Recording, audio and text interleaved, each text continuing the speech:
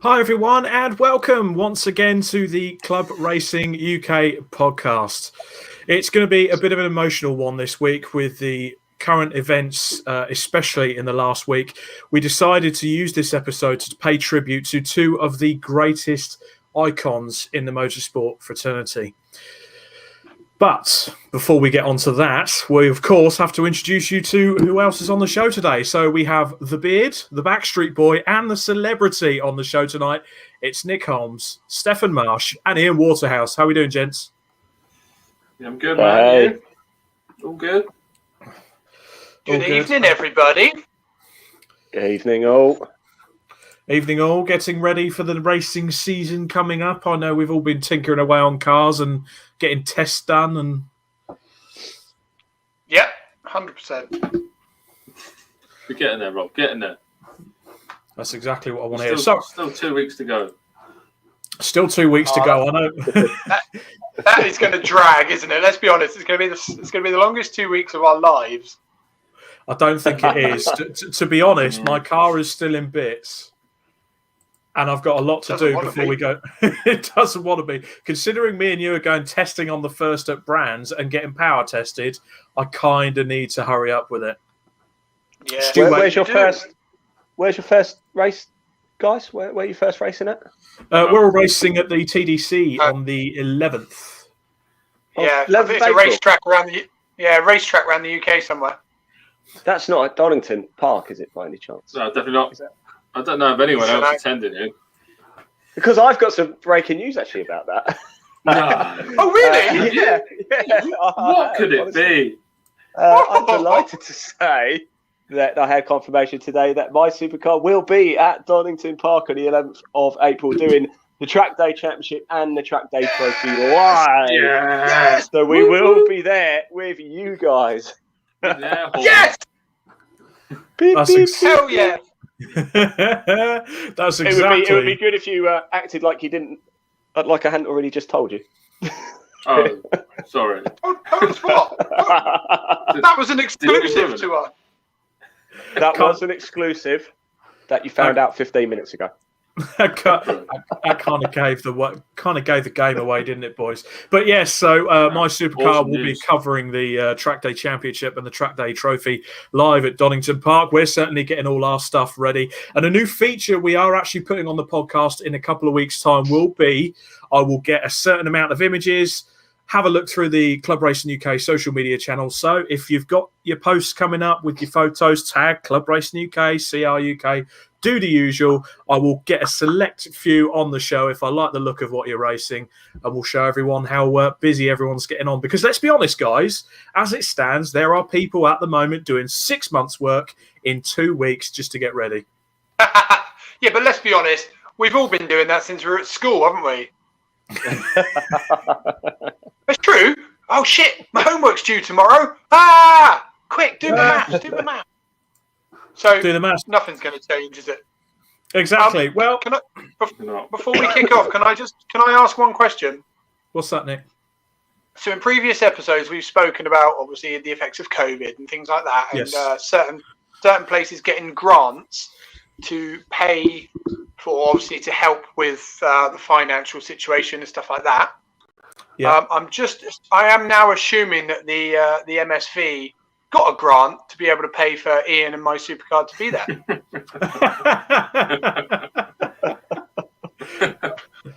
Obviously, now that they are superstar production team. But to be honest, Nick, we did cover the fact that it was £6 million for the whole of motorsport. That won't even cover his bar bill. Or his selection of jewelries. Yeah, I do like a pina colada.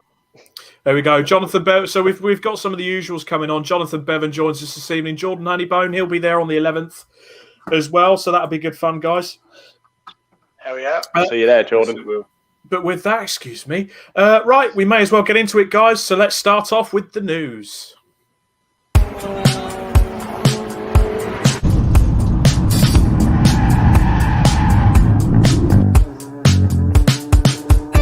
A little bit of wee in the end of my knob. Still never gets boring. Nope. So the 750 Motor Club, and this is something we are going to cover in a future podcast as well. It's something quite important. The 750 Motor Club have announced that they're doing 2 new initiatives to do with being carbon zero. So they've been unveiled this season as part of a cooperative drive to ensure that club-level motorsport remains relevant and sustainable in its long-term future. So Race Zero is a brainchild of the All-Pulse Trophy organiser Phil Waters, whose forthcoming enterprise, who's been created in partnership with EcoTrailer, aims to offer a service where any UK competitor could buy tokens to offset the carbon output of their race entry. That will be available at the start of the season in April. And the system takes into account your distance travel to the track, what your car does around the track, how much of a gas guzzler it is, carbon out in the atmosphere, blah, blah, blah, blah. So you could buy tokens to go against that. And I assume they take that and they plant trees somewhere. I know there are different schemes in place at the moment that does that. Genuinely. I mean, Stefan, you laugh. There are schemes where you basically go, I'm emitting a bit of carbon. Here's some tokens, go plant some trees. And they do it. Here's a tree. Yeah, basically, they plant forests. These schemes, they buy land in like other countries and they plant forests to help soak up all the carbon monoxide and dioxides and basically many oxides of harmfulness. Yes. So we can go racing and burn more. It's a cool idea. It is. I mean, Race Zero itself. It's just so we can race guilt-free. Yeah, I mean, it's also going to be supported and promoted by the 750 Motor Club as a kickstart to their pursuit of being carbon neutral. So that's a good positive way of doing it without saying, oh, by the way, we've all got to switch to electric now, or we've all got to switch to hydrogen. So it's keeping, as much as we are moving in that direction, club racing can't yet, if at all. But what they have done is they've pledged to pay the carbon output offset of all the competitors' cars in all the meetings throughout this season. So that's 23 series and championships. So you can't get better than that. That's a proactive way and looking forward. Well, it's forward thinking, and as you say, it doesn't scare everybody off guard by saying, by the way, you now need to fit an electric motor in your car, and everyone go and panic. But does it up the costing of the motorsport? I don't. I'll be honest. I think the 750 Motor Club have taken it on the chin. Now, I think with the way the tokens work, I mean, everything's going up as it is. So eventually, everyone's got to work out what's costing what, where, and how you're going to keep the cost down. But I can see it in the future potentially being added onto a cost somewhere. Nothing's free in this world. Let's be honest. Yeah. And I believe that a lot of the places, or certainly the venues, play sort of an environmental tax anyway. Don't quote me on it. It's just what I've heard, but that will still be contributed towards that anyway. So yeah, that'll be something else to keep out an eye on. So well done, 750 Motor Club. The BRSCC confirmed they've amended 2021 race meeting schedule. Obviously, the British Touring Car decided we want some people at our circuits, so they moved around the touring cars and they pissed a lot of people off. So the BRSCC, due to these circumstances, boring cars. It's what brings in the money, isn't it? Oh, It definitely. It's inevitable, isn't it? It's a must really to have touring cars. Don't get me wrong. Get the spectators, because the circuit could do the money anyway, couldn't they? With the extra people going. So yeah, I mean, effectively they've had 18 months of it. Not. I did hear a little rumor through the many contacts and the grapevine that we have hold of here at Club Racing UK, that it was actually Alan Gow was listening to our show last week, and obviously we were gloating about the fact that we got spectators, and he got jealous and he wanted in on it. So, fact. If you are listening, that is a fact. So, if you are listening again this week, Alan Gow, if there's any other advice you would like, please get in touch. Yeah, exactly. The Club Racing UK podcast is always willing to impart very good, impartial, and proper professional advice to people like yourself. Not as if he made them, made the British touring cars what it is over the past 20 years or anything. No. Anyway, listening to our show last week. Yeah, I can report as well. We have got an ambassador listening this evening, Simon Cork. Good evening, Simon. Hope you're well. Right, Good evening, Simon. So the new events for the BRSCC include Knockhill on June the 6th, where you'll have Scottish Motor Racing Club, British BRSCC Formula Ford 1600, featuring the David Leslie Trophy, which is a nice touch. July 31st are at Snetterton with a lot of MX-5s, probably about 500,000. August 14th, they're at Alton Park with Fun Cup, City Car Cup, and the Modified Fords. That meeting hadn't been changed. So Modified Fords had their Thruxton meeting changed, so that's gone to August the 14th. October 23rd, 3rd and 24th, get your words out, Rob. Cadwell Park, lots of caterums, road sports, sevens, you name it, BRSCC Fiestas, Fiesta Juniors, City Car Cup. They've also added on to their existing events. Track Attack Race Club have got a meeting at Snetterton July 24th, 25th. Cadwell Park's August 28th, 29th with the British Superkart Championship for those nutters. And October 9th and 10th for Snetterton, the BRSCC Club Sport Trophy. Awesome. In addition to that, be a busy year. It's going to be a very busy year because in addition to that, they also released yesterday that they've changed Anglesey from June 5th and 6th to Knockhill on the 12th and 13th. I haven't put it in the script. I know that Pembrey has changed their truck meeting because everyone's a bit worried about the Welsh government. Basically, we've got 2 pages of news this week. 1.5 pages of it is everyone's moved their schedule. Yeah. Mm-hmm. Yes, it is. Exactly. Which makes it really easy for everybody to keep track of who's going where and when and why. Exactly. Bark cancelled their meeting at Knockhill. If only we knew someone who could build an app for us. Get in touch if you know anyone who does. That's a little Club Racing UK exclusive there, but it's early doors. Exactly. Phil Neal has commented saying, "Damn, Nick, that's a good shine on your Barnet." Do you know what? I was genuinely worried about it because I'm just sat in an empty room in my flat packing, and I'm near a socket because my phone will die, and I'm also directly under a light. So I may even get up and take the light out because it is That's really all right. shiny. To be honest, Stu Waite has come back at Phil to tell him to get back in his garage, which, to be fair, he probably is in there beavering on his race car or on his bikes, either or he's happy. Chris Bratt of All Square Rap and Ride joins us this evening as well. Good evening, Chris. Hi, Chris. Anyway, back to the news. So Bart cancelled a meeting at Knockhill. So they've scheduled the pickups and the JSCC to go there June 19th, 20th now. And the CNC Championship has moved to September 18th and 19th. The CSCC, some good positives news here in front of a massive audience. They've secured 7 races supporting what is, well, basically it used to be Blank Pan, but it's now called Fanatec GT World Challenge. Which doesn't roll off the tongue as best. Not really. I'm sorry, what's it called? It's called the Fanatec GT World Challenge. Stop it. It's not 9 o'clock yet. Can you say it slower, Rob? Can you say that a bit slower, please? It's called the Fanatec. Sorry, I thought you were saying something else for a minute. Do you know what? GT World Challenge. Very fast, expensive cars. Yeah. Well, to be fair, it's not. It is also, to be fair, it is. I do like watching that. It is a good. It's a good race.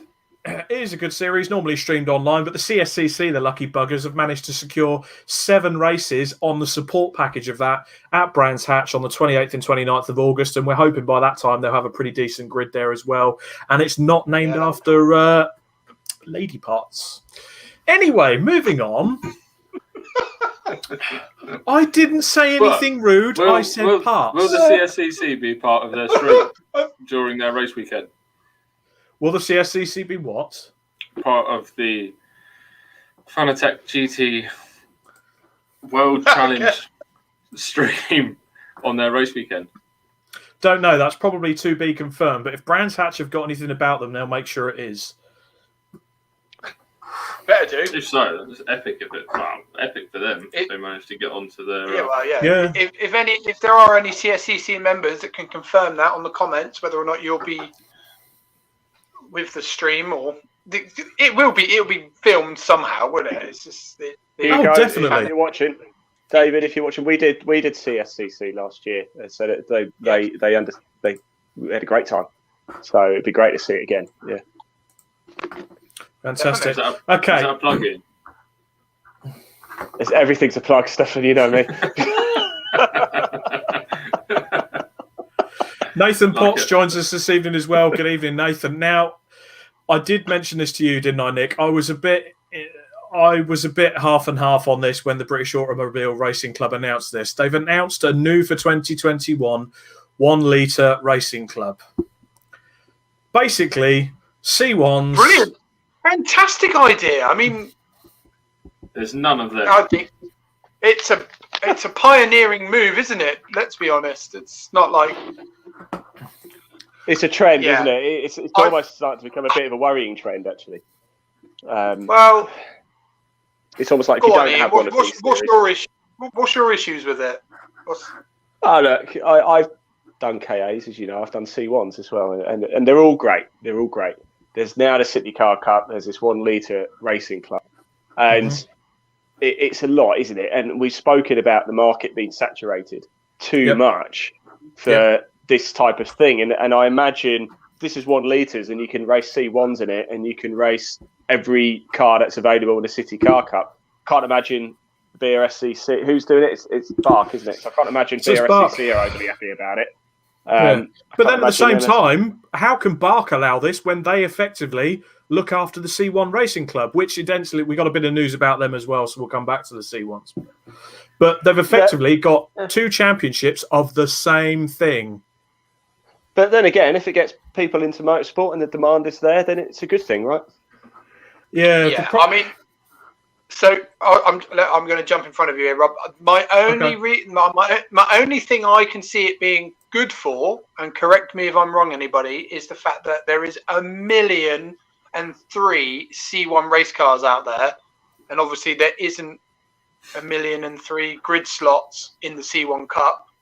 So if it allows more C1s to be taken out of hibernation and raced, then fair enough. But what I don't want to see, and we've covered it before, is another dilution of a championship where, again, there's a perfectly good championship out there that people can join, but someone else has gone, oh, actually, I'm going to go over here and just change a couple of the words to suit me, and then you're half a grid or what have you. That's the reason. That's the reason I'm not keen on it. Is because I guess time will tell with that, won't it? But if you can get people into motorsport with, say, the 1 litres and the KAs and the C1s and City Car Cup, the idea really is that you get those people in and then they move to different categories, don't they? Slightly faster ones. And if you can do that, it's almost like the, I want to call it the beginning, because having been involved with KAs for a while, it's fantastic stuff, as you guys know, and you can have an awful lot of fun.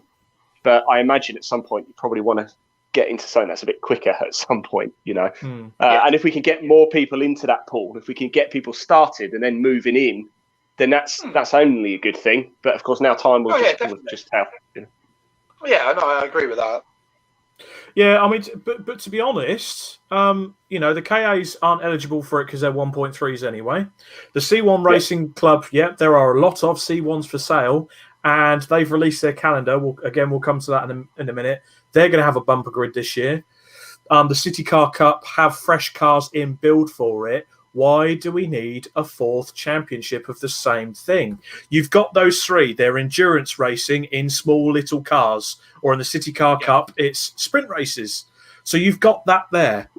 So, but the one thing, you say about getting people involved in motorsport, it can't all be if you get started in motorsport, you can only join that. You can go and join any championship you want. Yeah. What you need is, and again, unfortunately, there are certain laws in the background, which I probably don't understand the complexities of. I know that. I'm just a punter. We all are. But from my point of view, looking and watching club racing over the years, if you dilute it too much, you'll kill everyone. That's the problem. It needs to be monitored. It's not going to be Armageddon, Rob. Bloody hell. 4 Horsemen of the Apocalypse are going to turn up at Brands Hatch next week now. Goddamn, too many C1s! Ah!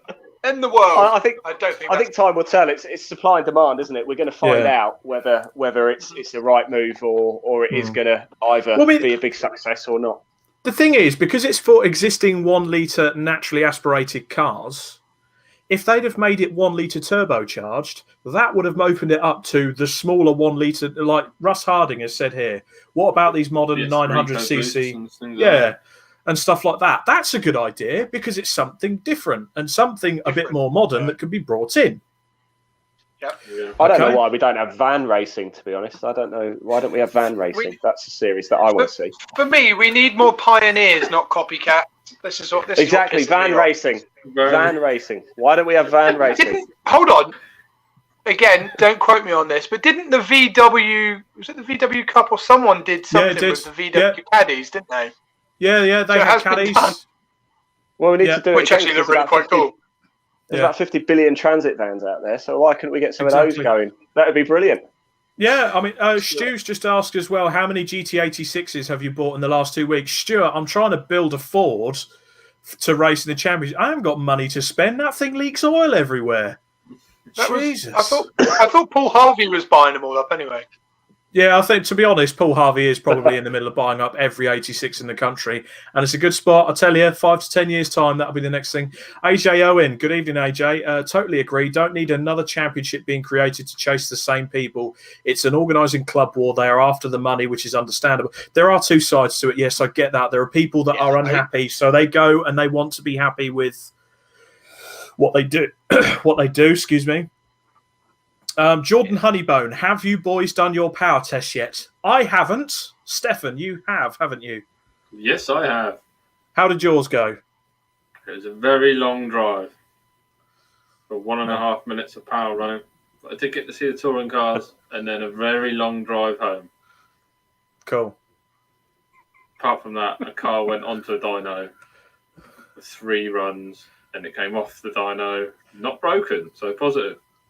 Cool. With a number far less than you were expecting. Yeah, well, is what it is. I should have put the videos on it and we could have listened to the supercharger scream its nuts off, but I didn't. Right, it sounds like that, yeah.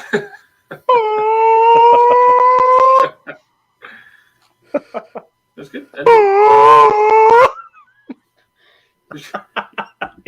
He's such honestly, a child. if you're going to be in the if you're in the MSV Championship this year, Track Day Championship, sorry, that's all you're going to hear, and it won't even be anywhere near you. It'll be the other side of the track, and all you'll hear is the Club Racing UK Mini going.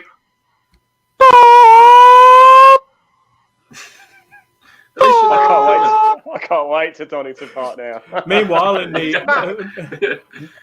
in the closer village of Castle Donington, the kennels have gone absolutely nuts with the subsonic sound. Yeah. Jordan Honeybone's actually come back, Steph. He said, what did it make? 170. Right, that killed that then. Right. Sorry, was I supposed to be like trying to shy away from what I made? I'm not one of these people that are like secretive and stuff. You want to know? I'll tell you. I don't really care. So fair enough. Give the game away now, Steph. To be honest, it is kind of known. It's not going to make any more in, so that's what it is. Or is he sandbagging? Is Steph sandbagging? I think, to be honest, 190. And I'm trying not to be controversial here because I know MSV do a top job, as do all the organisers. There have been reports given to me over the past few days that quite a lot of the power tests haven't exactly been accurate for different reasons. Yes, Robert, but I've said this to you. Yeah. It doesn't matter because the number they give you is the number you have to deal with. Even if they picked it out of a hat, you'd have to deal with it. If they said that your Ford Focus had 800 brake horse, you'd have to deal with it. If it said my Focus had 800 brake horse, I would laugh in their face. Now, Jordan Honeybone, once again, he's come back and asked if you're going Class B or Class C. They made 203. I think. Oh, that's handy, isn't it? How much did they make? 203. Yeah, way more than us. I think with the information we received from the Power Run, it makes more sense for us to go into Class C than Class B. So I believe we're going in Class C. Cool. But then you did say to me earlier, Steph, that you were like, we'll beat everyone in Class B, even with an underpowered Mini. That's what you did say. That's a true fact. I'm not too sure those were my words, but, you know. You said everyone else in Class B sucks and we're going to win. That's what you said. And I saw you doing this while you were doing it as well. Yeah. Totally. Oh, God. I'm definitely getting turned off in turn one, don't I? I was going to say you are definitely now getting out to drive for the Craners. See ya. Yeah. No. Fired off into the gravel. Jordan Honeybone, right? Basically, the dyno machine. I won't put the word that he said. Crapped itself if you try running it in the gear that it's meant to run. So they have to run the cars in a lower gear to get a figure, sadly. Yeah. It doesn't. So I'm guessing. I don't know. There's another issue with Final Drive as well. I'll explain it off the podcast. Otherwise, we're going to be here for absolutely ages, Stefan. So we'll talk about it. When I said about the number and stuff, it's lower than what I expected. But with the information I've been told and gathered, to be fair, the number's completely irrelevant if everyone's running on the same dyno in the same situation. But if we're not getting the correct number, it means I'm going down the class with technically a more powerful car than it should be. But I'm gaining, so I don't care. I don't know why you're waving, Rob. At this rate, judging by the losses that the boys found in the Mini, I think we'll be pushing ours round. You're going to be with the KAs. Well, it's a Ford. It'll fit in. Taylor Norton's actually asked as well, are you going to be firing them off in Enduro KA this year? He just asked if you're doing Enduro KA. I added the firing off bit. You did. You bitch. Bear with me. Up for the fun. Let me just sit here and cast them in. I joke. It'll be love and fun this year, I'm sure. So Matt Cleary, oh my God, I'm so late. Sorry, guys. We appreciate it, Matt. Just next time, just have a long, hard think about what you were doing before the podcast, man. Disappointed. Detention for you. Yeah, Patrick Seal, appreciate atmospherics make a difference, but we've run on that dyno many, many times and never got the same result. It's an absolute ball ache. Yes, I've heard the same today. Lots of issues. We'll see what happens this year. And there is a potential as well. Not being funny, Steph, we could go to a race. You guys get power tested again. It goes up to your correct power and you get disqualified. That's the problem. And and I'm not saying that's just for you. That could be for anyone. Yeah. The problem is, as I say, if we've all been tested on the same dyno this time round, then we will go to a race and get tested on the next dyno together. Even if it's just the top three, then all top three cars will have increased power on what the original one said.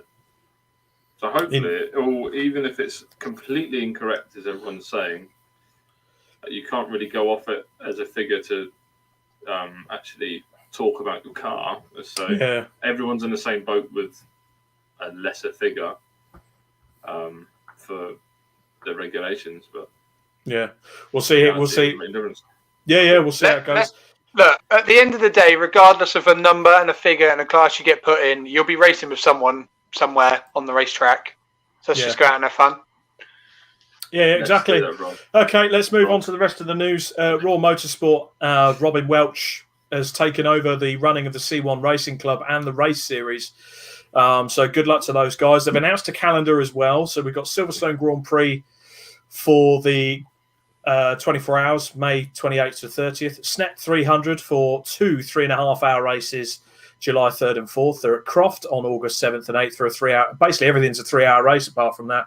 So at Croft in August, Donington in August, Pembrey September, Alton October, Brands Hatch November. If you love C1s and fancy having a crack at some endurance racing, there's your club. Hit them up. Definitely. Yes. Nice. And with that, actually, just quickly, because we got to the end of the news. Hold on. Okay. There's one thing I think we should mention. Obviously, we were talking about the Barks 1 litre club. I was just thinking what we definitely need is possibly another small endurance car championship. So 750 Motor Club, if you're interested, then why not set yourself up a small endurance series? Or other clubs could be available. Yeah. I wanted to say it earlier, but then we got teed off to go and talk about sidetrack. We're talking about minis, so it would have been funnier closer to the conversation, but I still wanted to get it in there. Don't explain it. Don't explain it. I've got some news. This stuff, Purple Storm, it is the flavour, very nice. Yeah, very nice. Would that be a plug, Steph? Dave, how is the sponsorship proposal going with Sneak right now? It's still in the talking process, but I'm sure after this episode. Just got a little bit closer over the line, though, didn't it? Well, I'm sure. We all know Stefan Marsh, ladies and gentlemen. He does like to. He does like to sneak a good plug onto the show. Patrick Seal has commented. Like it. Patrick Seal has commented. Okay, and this is rare. He says, "Rob," no, not that he comments. He's actually said, "I'm spot on." Spot on, and he said it happened in Super Cup last year. Guy was running and leading in Class A, was disqualified in the final race for exactly that. Jordan Honeybone also commented as well and hit the nail on the head there, Rob. But yeah, we'll talk about it after the podcast. There's no point in arguing about it on here now. Well, if we win Class C and get disqualified, I'm still taking it as a moral victory that I've won Class C, or we won Class C. Don't care. No, you heard that, everybody. Steph is going to win it single-handedly as well. Whilst flipping everybody in Class B the bird. Fair enough. I look forward to putting you in the gravel at Redgate. Anyway, moving on. Wow, you're going to put several people in the gravel, Rob, when you scoop them up with your splitter. Well, to be fair, mate, it depends who's taking the opening stint between me and you. Shit. At least I get to see my own face on your car whilst it's happening. Yes, exactly. Thanks for giving the game away, Stefan, you tosspot. That was going to be revealed next week. How was it? Basically, at least it's in the news bit. Yeah, basically, there's a massive logo of the podcast going onto the side of the car, which, of course, includes cartoon faces of my beautiful face, Nick's beautiful face, and Stefan's ugly mug. Anyway. Exclusive. AJ Owen says more of a shovel, that splitter. Be careful, AJ. Be careful. Don't be dissing my splitter now. It looked like shovel's too small. Have you seen this? If you've seen a picture of it lately, it looks absolutely normal. The green line made it look bigger than it was. I told you what it was before. I told you the measurements. Moving on, because what, Nick?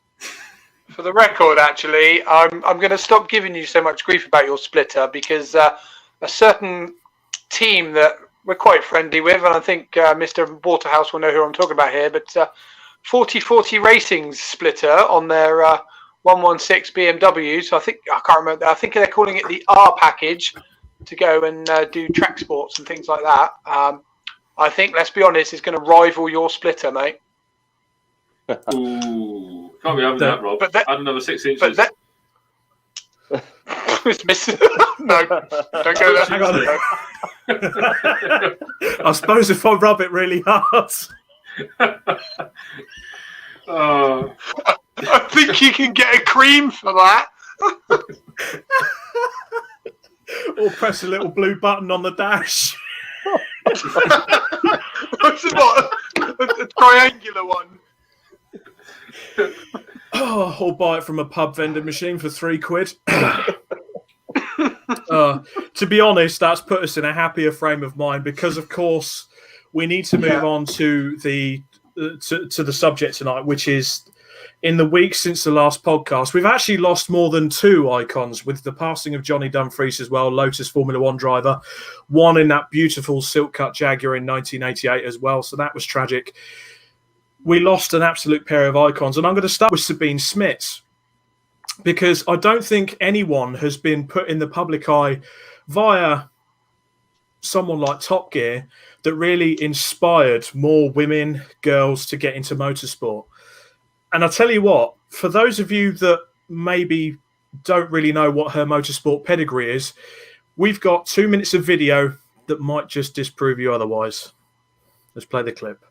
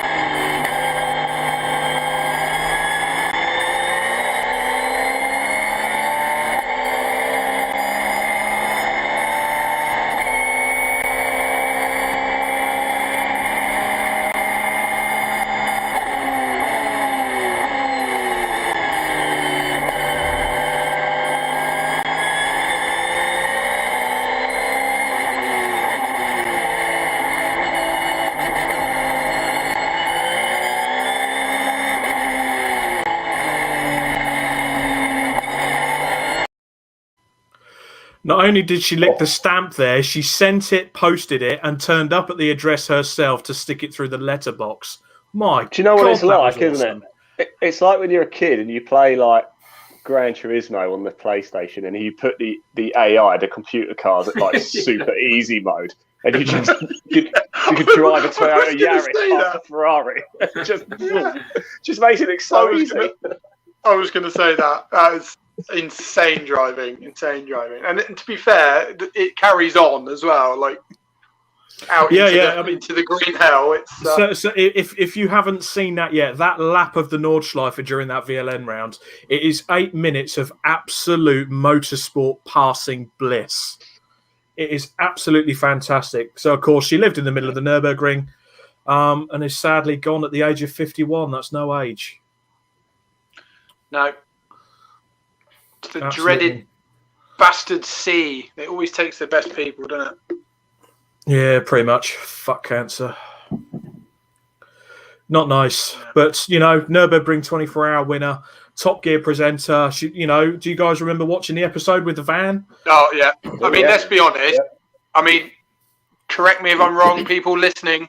That's how I was introduced to Sabine. It was the fact that she did the transit round the Nürburgring. That's where I first heard of her. And as you say, she was an absolute icon from there, really. It was...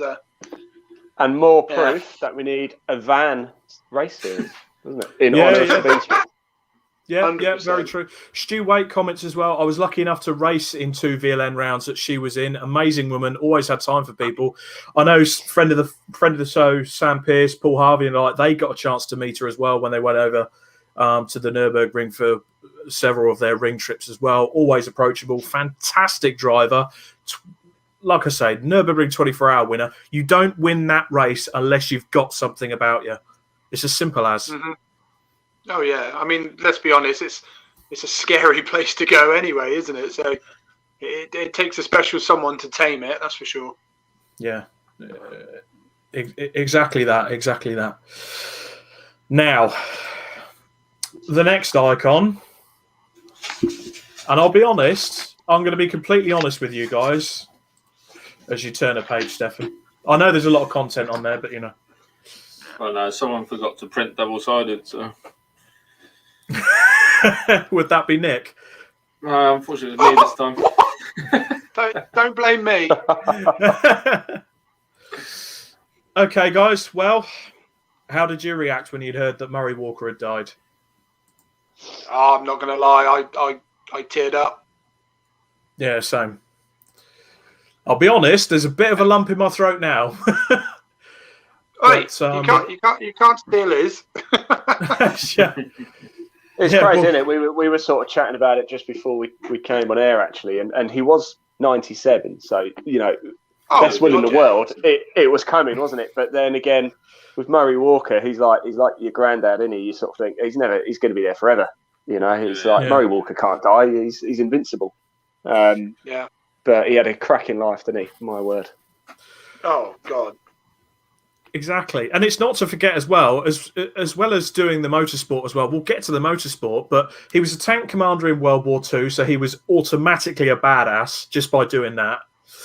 Mm-hmm. The commentating was actually a hobby of his for such a long time. He was an advertising exec and had a lot of his adverts on TV, including was it Budgie Food, stuff like that. Also starred in a couple of adverts that appeared on your Metro Fest the other day, didn't he, Ian? He did, yeah. In fact, he penned the is it the Mars of the Day helps you work, rest, and play? Or he was involved. He didn't pen it. He was involved with that one, wasn't he? And what was it? Opal Fruits, made to make your mouth water. It was his company that penned that as well. The guy actually genius. And we were chatting about it before. I think the thing with Murray Walker is that he's so unique in the sense of like these days, if you watch presenters and commentators, all very good, but it's all. It's sort of so safe, if you know what I mean. You're not allowed to make mistakes. You're almost not allowed to have your own identity and personality. Whereas Murray Walker's a fan first. It was he would have not commentated if somebody had said, "Well, hang on, you're making too many mistakes, or you're doing this, you're doing that." It'd have said, "Fine, I'll go sit in the grandstands with the fans and watch it." He'd still turn up and watch it. And he was a fan first, and that's what I think is brilliant. Just like. He got to know the drivers, he got to know them on a personal level. And commentators don't do that as such these days, or presenters don't do that as such. They don't take, like Vernon Kay, for example, does Formula E. Can't imagine him going out with the boys at Formula E and having a couple of beers or sit down with them and stuff. I could be wrong, but I just can't quite picture it. Do you know what I mean? Whereas he has such respect from the drivers, despite not really being a racer himself, Yeah, it's like you say as well about knowing the drivers. He was very meticulous in the way he prepped for it. And going on to his motorsport, it wasn't just Formula One. It was touring cars. He loved club racing as well. He commentated on club racing. He commentated on hill climbs as well. Any enthusiasm. And we've got some comments start coming in. So Matt Cleary as well. Murray commentated on the old BTCC. There's going to be a clip coming up of that certain comment.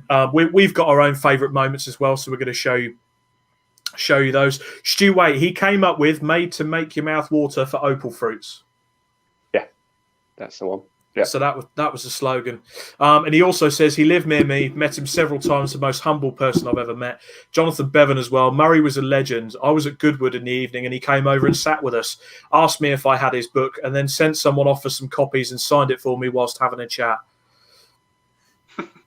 Nice. And then charge him 15 quid for it. Well, you said he was a businessman. Exactly. Hey, Very shrewd guy, too. All businessmen. Well, we've lucky enough for you guys, we've got several videos today. So we'll start off with the big one of some of Murray's greatest Murrayisms. Michael Schumacher going to make a good start and cut across the front of Mika Häkkinen. He's famous for that. 3 lights, 4 lights, 5 laps. Pause. Go, go, go. Number 1, Winkelhock, second in the BMW. Third is Alan Menu in the Renault. Behind him is Steve Soper out of Dufferston. Into McIntyre's the right-hander. This is really close. Through the chicane. And off. It's Tarquini. What happened? Gabriele Tarquini in the Alfa Romeo. Thank heavens he's safe, out of the car, rushing to safety. And the crowd have shown their appreciation that he's all right. But it's a very dazed and battered Gabriele leading against the barrier. Pete Dam wins, looks through a completely clean windscreen, and that's the big advantage, of course, of being in front. And that's the big disadvantage of getting your line wrong. Into the pit lane comes Andrea De Cesaris, the man who's won more Grand Prix than anybody else in the history of Grand Prix racing without actually winning one of them. Mazda on the left, Mazda on the right, Vauxhall in the middle. They're absolutely together, side by side. They're very close, in fact they touch, bang, bang. And that is Neil, and that is a very big one indeed. Roll, roll, roll again, all the way down the straight. And Harvey's right behind. Harvey's attacking Cleland. There's Harvey, there's Cleland. So Cleland has stayed ahead, but Soper is ahead of the Vauxhall. So John Cleland is sandwiched between the 2 BMWs. I'm going for first, says John Cleland. Michael Schumacher, who seems to me to be pacing himself calmly and in his experienced way to yet another victory. If it is, it will be his 48th Grand Prix in his 150th year. Back again with John Cleland, 22 times the winner in the Touring Car Championship, but seemingly not today. Look at Sugden spoiler as they go into... Oh, wow! That is Simone, straight into the Armco. That was a 100-mile-an-hour crash, and it looks to me as though the little Italian is perfectly okay. Well, out of the car, and that's my car, says Russo. It was indeed. All I can tell you at the moment is that David Coulthard, he keeps on accelerating and closing up to David Coulthard. That's Jeff Allen ahead in the Vauxhall, and he's been hit. He's been hit, and he's off at terrific speed onto the grass, into the Armco, across the track, onto the outside of the track. That was a very lucky one indeed. Look at his front wheel. Oh dear. Okay to take a picture, mate. Jeff Allen is not very happy, I don't think. Oh dear me, he is not. Look at that. Cleland is off into the gravel trap. There'll be gravel everywhere in that Vauxhall. Oh, hi, John the New, you are off indeed. And here's a replay. And watch our cameraman as we head straight towards him. Stop. He's a runner. And Prost has yet to take his fellow Frenchman, René Arnoux, who says, the reason I'm going so slow these days is that I'm used to turbo cars, and these normally aspirated engine cars are a very different kettle of fish to drive, he says. And all I can say to that is bullshit. So, anyway, there goes Arnoux in the Ford-powered Ligier. First 250cc British Grand Prix to be held at Donington. And after 8 rounds, the surprise leader is the West German veteran Reinhold Roth, riding a German. I'm knowing exactly where Nigel Mansell is because he can see him in his earphone. See him in his mirrors. You can see Nigel Mansell in his mirrors, knows exactly what the score is, and will be able to pace himself from the front. That's a guaranteed goal for balls, Murray. Absolutely, for sure. There we go. Some of the greatest Murrayisms ever. And we haven't got on to the best one. Brilliant. That was just superb, wasn't it? That Tarquini one cracks me up. Oh! Either that or that Simone one. Either that, it's all of a sudden there's just Alpha. Oh, we've lost Nick. Nick's gone. That's my car, Will. Couldn't say that these days. Yeah, that's on my car. Right, we've lost Nick temporarily. So we'll just go to some comments while Nick sorts himself out. So Jonathan Bevan actually came up and confirmed he got the books for free. Hey, nice one. Got the books for free. So ever the gentleman. Fraser Do you Metcalf. still have it, Jonathan? Do you still have it? Comment below. Do you still have it, mate? Yeah, do you still have the book, John? Fraser Metcalf. Murray lived a dream. If you couldn't race, he seriously had the best job ever. He did. Oh, you're back. He's back. I'm back. Sorry, my neighbour's Wi-Fi must have dropped off. Dan Willars, is Ian Waterhouse the new Murray Walker with his Murrayisms trying to interview me at Snetterton when I wasn't there? Yeah, that's true. Love it. Sounds about right. Yeah. There's Dan Willis, I know. And then Dan's commented, God, I'm not actually there. He's watching the live stream at home. And I'm like, Dan Willis had a great race last time out. Hoping to go well today. Oh, he's just texted me. He's not here. He's at home. He's at home. I mean, to be honest, that's probably like you said, Ian. In a world where everything has to be perfect, otherwise you're just vilified for it. The Murrayisms to me just kind of made him a bit human. Yeah, do you know, I like we it. need more of that. We need more of that. I'm not saying you should be. I'm not saying that someone needs to take the Murray Walker mantle now, but we need more. We've said it before about. I think when we covered the live streaming episode, didn't we? Now, don't get me wrong. I'm not tarring everyone with the same brush, but some commentators are just yawn bore-fests because there's no personality there. Don't get me wrong. They still do their bit and whatnot, but the great thing about Murray is he was engaging and you'd want to watch it because he was just so exciting. Yeah. And again, I'm not comparing him to you, Ian, or you to whatever, but when you get on one, when you get on one and you're like, wow, this car's doing this, oh my god, mama, it's brilliant, and we love watching it because there's genuine passion there. But when you've got someone just rattling out a bunch of names and a bunch of corners and a bit of it's boring. Yeah, but he did a lot of work as well. I mean, this is the beauty of it, and this is where it comes being a fan first, isn't it? He knows his stuff, he knows everything. And he did a lot of hard, meticulous work beforehand. But when it is in the moment, you just can't control yourself because it is that exciting. It really genuinely is. And you just can't stop. Being in the moment as well. I mean, who remembers seeing that famous line? It's the 1993 British Grand Prix support meeting. Will Hoy goes into the side of Julian Bailey, tips the Toyota upside down. They're going for a 1-1-2, and Murray Walker straight away comes out. The car upside down is a Toyota. Yeah. I mean, a play on the average.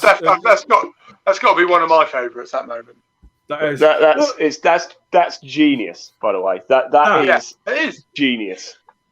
Genius commentating. That level of being on it like that and being able to think of like that on your feet within a split second, it's genius. Yeah, and the thing is as well, the bit that when I read into a bit more about Murray Walker, what he used to do, a lot of the touring car stuff was pre-recorded.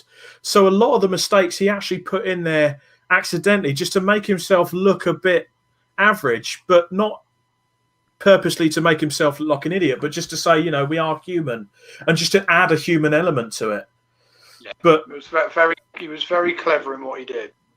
Very, very clever in what he did. And with that, of course, the four of us just had to pick a favourite Murray Walker moment. So who should we go with first? Should we go with Nick's? It has featured already, but let's be honest, we've just got to watch it again. Let's play the video. Yeah, it's good. Cleland has stayed ahead, but Super is ahead of the Vauxhall. So John Cleland is sandwiched between the two BMWs. I'm going for first, says John Cleland. You just like it because he sticks the finger up. The problem is, it was perfect camera timing. John Cleland being John Cleland, and Murray Walker being Murray Walker. Just bam, straight on it. Yeah, and of course we all know what happened 30 seconds later. Yeah. But you think if that in-car cam, cut in a couple of seconds later, you would have missed that, and the commentator wouldn't have brought it to life. And that clip, that clip is now, it's immortalised in British touring cars forevermore. Yeah. Not just because of Murray, obviously Cleland sticking the finger up and what have you, but it's just it's one of those clips they'll play forever, even when British touring cars is fully electric or whatever like that. But when they talk about the heyday, you'll see that clip 100%. Yeah, and it's got Murray Walker voicing it, as with a lot of the greatest Formula One moments, a lot of the greatest motorsport moments. Let's be honest, even though he retired in 2001, I think it was, he did a bit in Australia at the end of the 2000s, but a lot of the moments that we look back on fondly will be having Murray Walker on the commentary. Just go into the comments as well. Stu, wait, there'll never be another Murray, so stop looking. Yep, completely agree with that. There won't be another Murray Walker. He also says he was probably the single most person who was responsible for me getting into racing, growing up with Formula One, with our Sunday lunch. So much enjoyment. It was like he was in the living room with you. Patrick Seal agrees with him as well. There's several others. How good was your TV? That's very true. That's very true. But from there, I'll be honest, we've put this as Steph's moment, but not only was this Steph's favourite moment, so I had to pick another one, and Ian had to pick another one, because both me and Ian picked this same moment, and it still puts a lump in my throat. Let's play the video. This is something that many people didn't think could possibly happen today. They thought Damon would drive a cautious race, but he fought. He fought from second on the grid. He passed Jacques Villeneuve. He took the lead. He stayed there. And Damon Hill exits the chicane and wins the Japanese Grand Prix. And I've got to stop because I've got a lump in my throat. Michael Schumacher passes Damon Hill, but too late. Damon Hill wins in Japan. I really am, for once, almost at a loss for words. I am so happy, as the majority of Britain will be. I must confess I have a very soft spot for Damon, and it has been magnified as a result of his achievements here. Oh. Wonderful. Brings it all back, isn't it? That's just a pure motorsport supporter, plus a British man supporting the British driver. Yeah. And just all the emotion coming out in one place, isn't it? So. Yeah, and passion, and adding to that as well, that Murray Walker did have a very personal connection to Damon at the time as well. He more or less acted like a father figure to him because, as we all know, Graham Hill was killed in the 70s. So his upbringing, he really acted as a father figure to him. And to see him go into Formula One, do exactly what his father did in the years before, and then win at Suzuka like that. And let's remember, was it that time? It was 96. I was 5 then. Hi, Ian's wife. Hi, Ian's wife. So it was 1996 then. So I was only 5 years old. But at the time, was it well known that he wasn't going to be at Williams? Had he had the confirmation by then that he was going? I can't remember. I was 10, and I will promise you now, I was not thinking about that. No. I remember when it did come out. It was huge news though when it was announced he was going to Arrows, and William effectively Williams sacked him because of how he performed in '95. That was a weird thing. Yeah. Well, mind you, they Villeneuve won it the next year, so they replaced him. Could argue it was the right call. Well, no, he was replaced. Villeneuve was there in '96. He was replaced with Frentzen, I think. That didn't go well, did it? Definitely not the right call then. Definitely not the right call. Damn you, Williams. All right, nerds, calm down. But again, it's Patrick Seal. I remember hearing it live, and that's my favourite Murray moment too. It just gave me goosebumps listening to that again. We aim to please. And another thing to remember out of the sort of Murray forte as well, you have to remember that when he was commentating on Formula One through the 70s, 80s and the 90s, he also had to commentate on some of the darkest moments in Formula One's history, especially Imola 1994. He was there commentating on the race. Now, we're not showing you that clip for obvious reasons. It's a bit full on, and we're remembering a great man. But one of the other things he did commentate on was the ferocious rivalry. Try saying that when you're pissed. The ferocious rivalry between Ayrton Senna and Alain Prost that boiled over in 1989 and also produced this moment in 1990 when Prost was going for the championship for the then Ferrari team. The grid is clear, the lights go! And Senna sprints away, but Alain Prost takes the lead. It's happened. Alain Prost has taken the advantage. Senna is trying to go through on the inside, and it's happened immediately. This is amazing. Senna goes off at the first corner, but what has happened to Prost? He has gone off too. Well, that is amazing, but I fear absolutely predictable.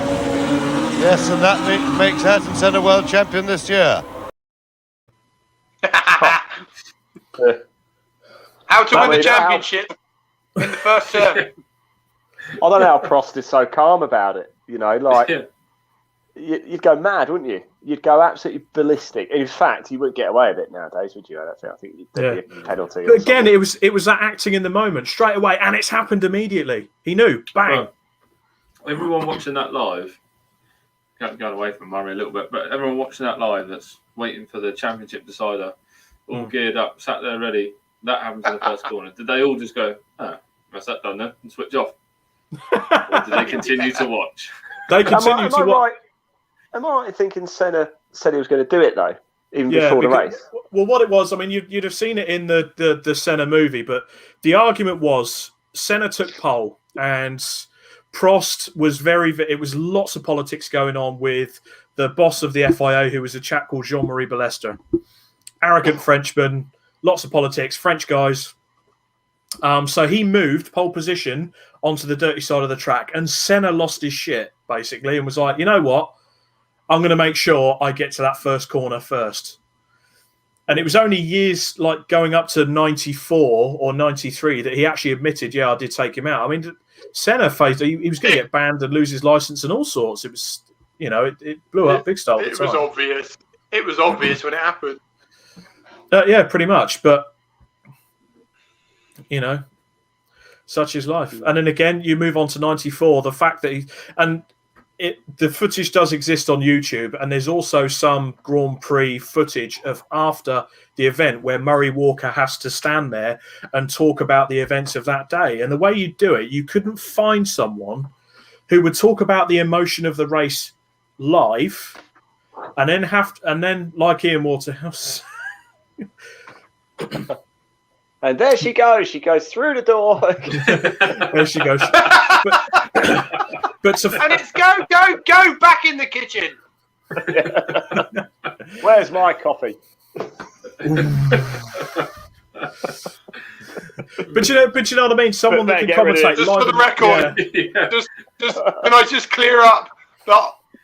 Please, no feminism people come and attack me now for saying that Ian's wife belongs in the kitchen.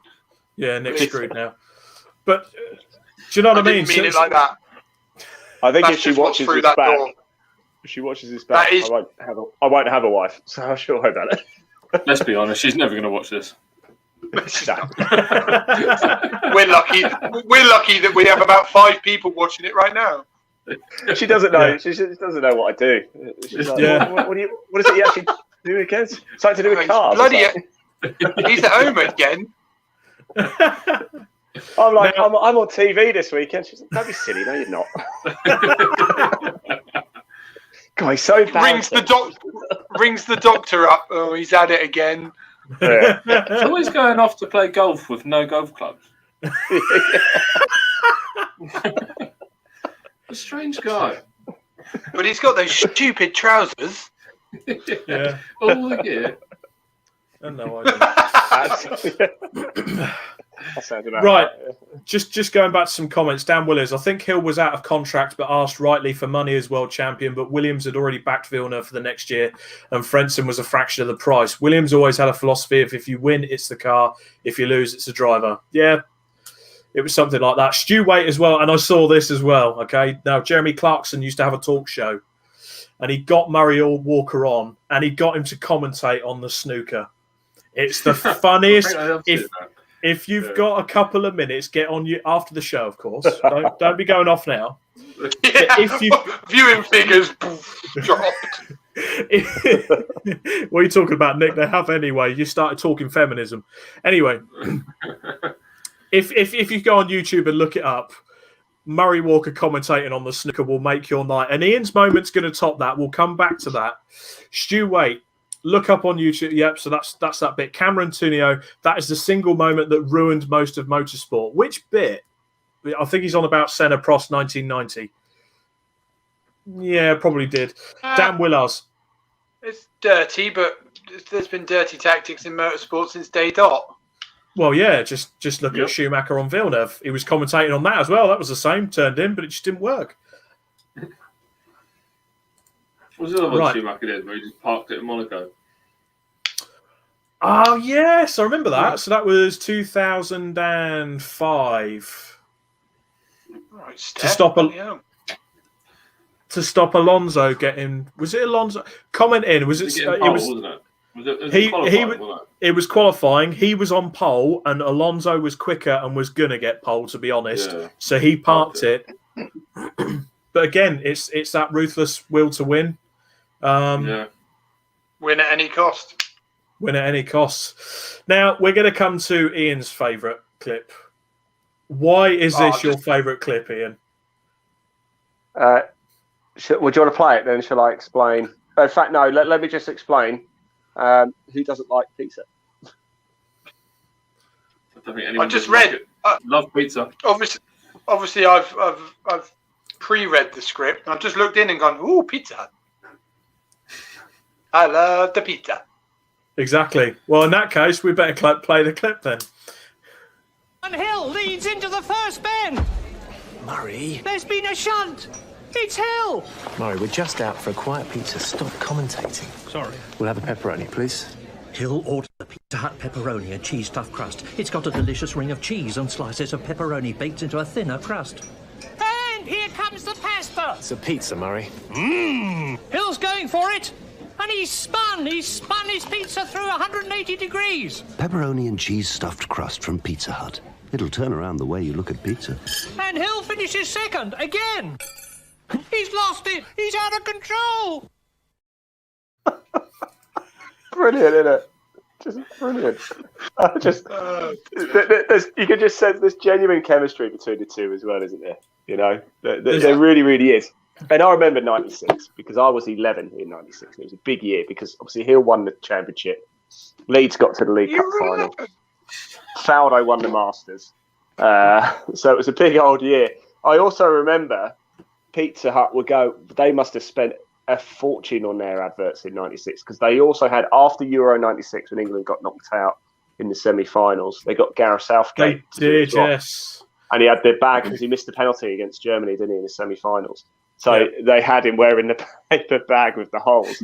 So Pizza Hut were just going insane in 96. They were just spending like wildfire.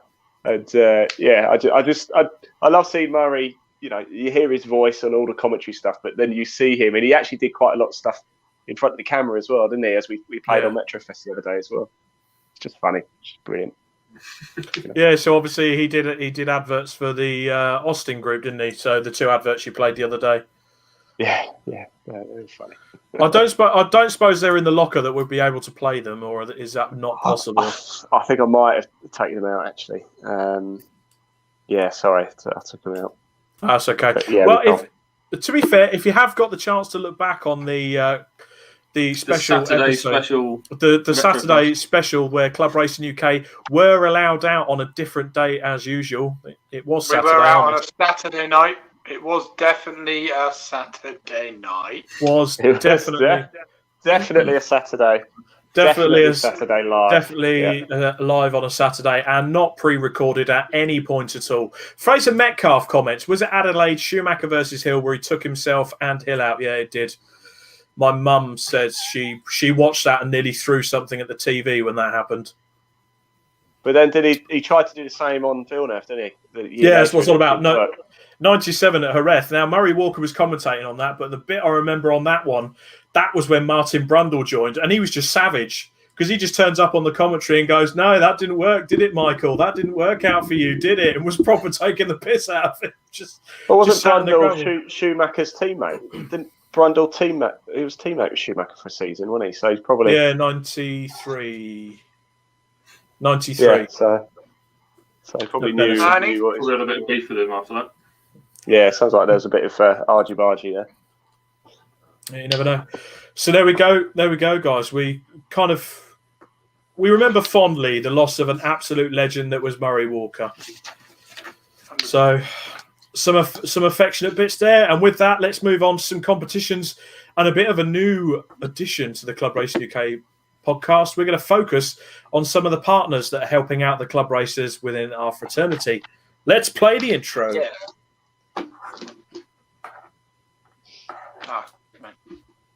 Wait for the music before dancing.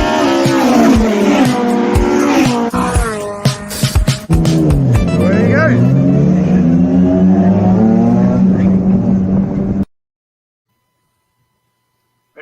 We need to change competitions to something like company focus or something. You need to make another video, Rob, is what we're saying. Well, it's just competition / partner focus, which is going to be another thing we're doing on the podcast to add to the workload. Let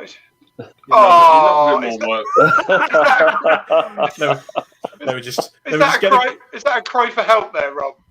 No, it isn't actually. Find the violin. Yeah. Hold on. Let me just check in this cupboard. Oh, no fucks to give around here. I've got a massive empty bucket of fucks over here.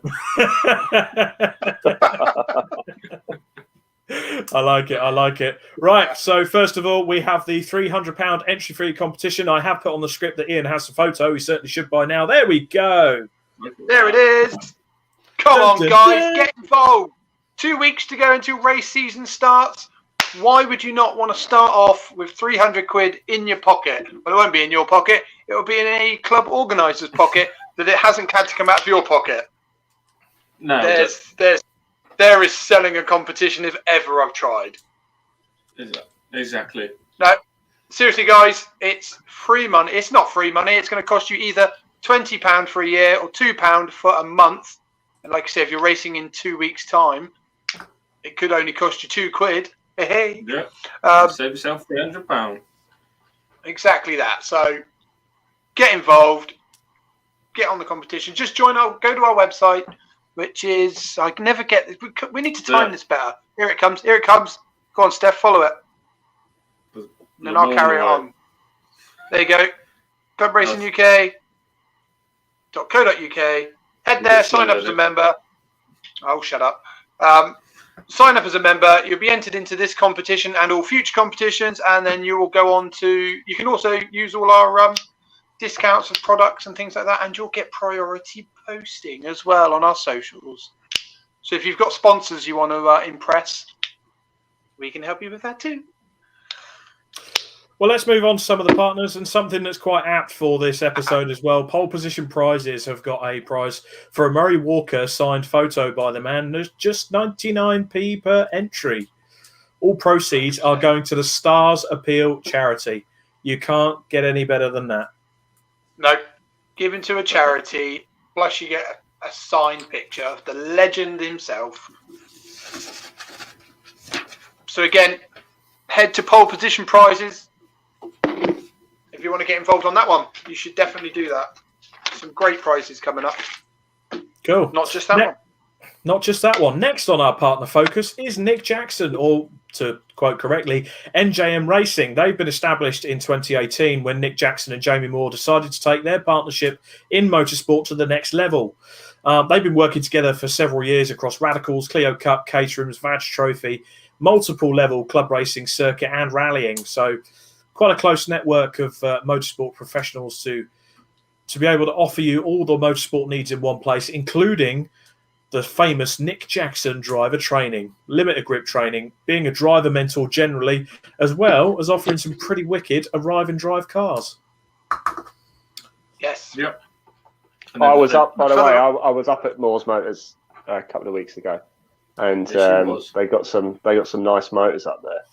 And I did spy there was a secret KA belonging to PH up there. So you work out who that is. Piston Heads. What? There's a Piston Heads car up there, is there?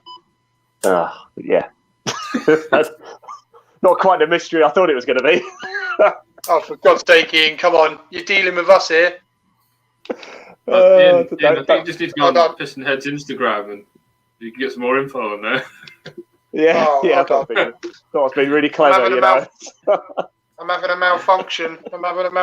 Here. Yeah, oh dear. Well, I'll just keep quiet. Next time I'm on the podcast, I'll just keep quiet. No, I like it, Ian. What colour was it? I couldn't possibly reveal that. Oh, you're revealing everything else tonight. And then Nick Jackson has they've also announced that they can take or provide the service of passenger track support training from the 12th of April. So that's another point. Yes. Yeah, back to normality for some people.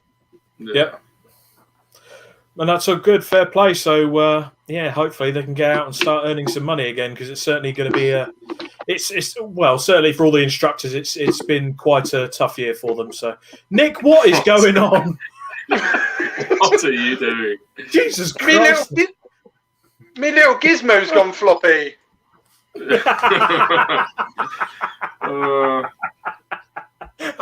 having to hold. I'm having to hold it at the base to try and keep it stiff.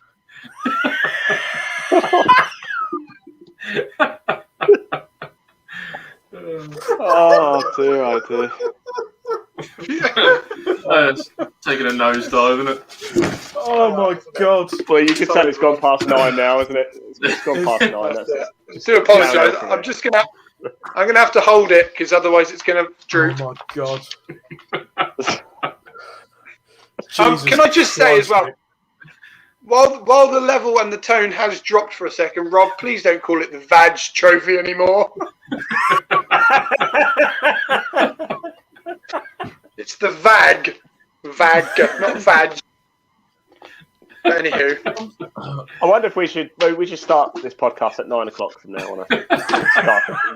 I'm not sure 9. No, I like the fact that we can. It's going to be 1 a.m. from now on. Yeah, 1 a.m. from now on. And then it can't be viewed at any other point apart from live at 1 a.m.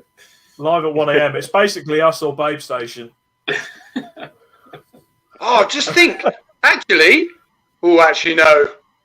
Actually, Nick, whatever thought you had in your head, Nicholas, turn it off, shut it away now. Just for God's sake. Jesus Christ. Let's not go there. I love how it took a nosedive right in the partners section when we're trying to enhance their exposure. Don't use the enhance as well. That just adds to it. And enhance, exposing. Yeah. Enhancing exposure for everyone. Jesus Christ. I'm going to wear a trench coat next time. Well, there goes tonight's episode of the Club Racing UK podcast. We'll see you at the inquiry. Actually, this kind of...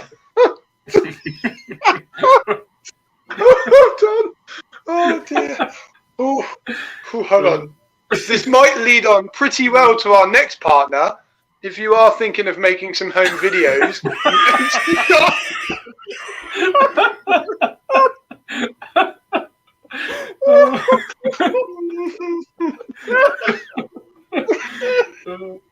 Anybody watching this, just so you know, our next podcast in 2 weeks will be from the Old Bailey.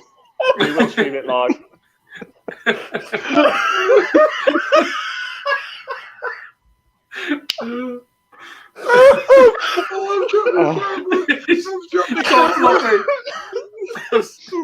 Oh my God, this has gone just as well as I thought.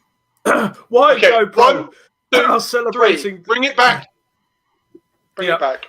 Wired GoPro are celebrating their 1 year anniversary this year. So as you know, we had Tom Barley on the show it was at the end of season 1, wasn't it? Or was it at the beginning of this year? I can't remember. But we have had Tom Barley on recently. We've had him on. Yeah, well, we had him on the beginning of the season for the Ambassador Programme. That was it. Yes, tell a lie. That was it. So we've had Tom Barley on as well, telling us all about his fantastic products. He's been going a year with the GoPro remote now, and I've got to tell you now, ladies and gentlemen, he's got some fantastic offers on his social media at the moment. So just get in the old search bar at the top there, type in Wired GoPro remote. It's not just the club racer he's catering for. He's had quite a few professional outfits sort of approach him and buy the equipment off him. And to be honest, by the looks of some of the stuff he's coming out with, he likes a challenge. So if there's something a bit custom and a bit funky you want to come up with, it wouldn't surprise me if he took it on anyway, because he's that nice of a lad. Yeah. So, but it's not just that as well. Like the good thing about Tom is the fact that if you've got an old system and you're looking for an upgrade, or you're looking for even just some information on your system that you're currently running, just give him a shout. Honestly, really knowledgeable guy, top bloke, and I'm very glad we've got him on board this year. Not only helping all our members, but he's on board with the Ambassador Programme for the year. Yes, he is. Exactly. We bought some kits off him, so once we've finally got them in the car, we'll stick some pictures up for everyone to look at. Yeah. Who are you waiting for on there, Steph? I just an electrician I know to kind of wire them up. I better get on it, really, don't I? Yes, you should. But just as a reminder to everyone that all the partners that we have spoken about are also part of the partnership scheme. So if you want a membership for £2 a month or £20 a year, you can also receive discounts from them. Cool. Can't get any fairer than that. One more ad as well. If you are a company watching this and you are not listed as one of our partners, then why not? Get in touch. And then obviously we can get you listed on our website, across our socials, and any other thing we can think of. OnlyFans, maybe even Babe Station. Well, Phil Nilhouse suggested that. He's commented in. Right, last of the comments tonight. Fraser Metcalf, is that how Nick charms all of the women? Matt Cleary also put LOL Nick, and then he's got a face with a head in his hands. Not many other comments from that. I think we've lost most of the viewers when we couldn't breathe. I think so. If you're listening back on the podcast, it's going to be funny. It is going to be funny on the audio version of the podcast, which will be back up and running soon. And this is probably not the best episode actually to be listening to, is it really? Because it's videos. It's a bit video heavy for an audio podcast. Very video heavy, but hopefully some car noises. But the good thing about the podcast as well, with everything opening up again, hopefully it should allow me during the summer to go around and visit some relevant people to record some intimate one-on-one interviews with some legends of British club racing and British motorsport. So hopefully we can sort out some good content there coming to your audio and podcast outlets. There's an offer. Rob is going to get intimate with you. Damn straight. And with that, a tribute to Murray Walker and Sabine Schmitz. Tonight, I've been Robert Lewis. We've had the usual miscreants. It's the one that wheezes a lot, the one with a massive beard. Oh, he said it! I said, don't say that! Yes! You're not allowed to. You've been banned from that word. Just mix it up, man.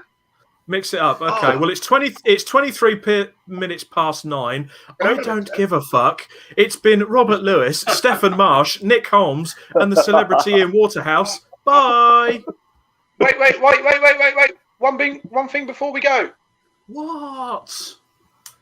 Next time we're on the show, we'll be gearing up to go testing and go racing. Oh, yeah. The show may not be the 2 weeks on Wednesday, people. Yeah, it might not be in 2 weeks because Mr. Unreliable over there.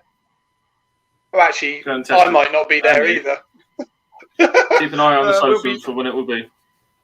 Yeah. No one's listening now anyway, so there's no point talking about it, really. No, probably not. Bye, everyone. But if you are listening, thanks for listening, everyone. We'll see you soon. Bye.